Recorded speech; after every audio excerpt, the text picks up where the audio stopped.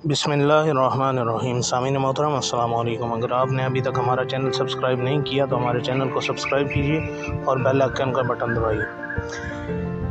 कहते हैं कि एक इलाके में एक बाबा जी का इंतकाल हो गया, जनाजा तैयार हुआ और जब उठाकर कब्रिस्तान जाने लगे तो एक आदमी आगे आया और चरपाई का एक पाँव पकड़कर बोला, मरने वाले ने मेरे 15 लाख रुपए देने, पहले मुझे पैसे दे दो फिर इसको दफन करने दूंगा।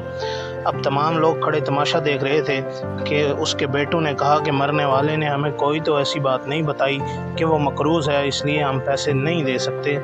मरने वाले के भाइयों ने भी कहा कि जब बेटे ज़िम्मेदार नहीं हैं तो हम क्यों दें।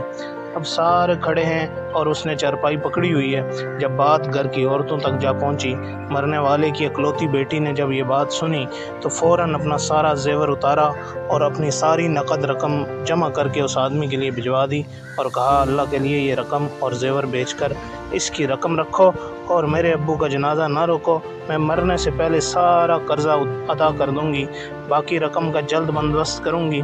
अब वो शख्स खड़ा हुआ और सारे मजमे को मुखातब करके बोला, असल बात यह है कि मैंने मरने वाले से 15 लाख लेने नहीं बल्कि उसके 15 लाख देने हैं। उसके किसी वारिस को मैं जानता न था तो मैंने ये खेल खेला।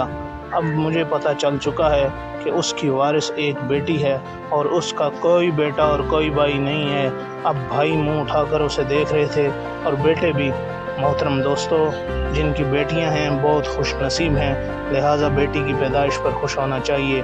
बेटियों की शरीयत में बहुत फजीलत बयान की गई है। बहुत शुक्रिया।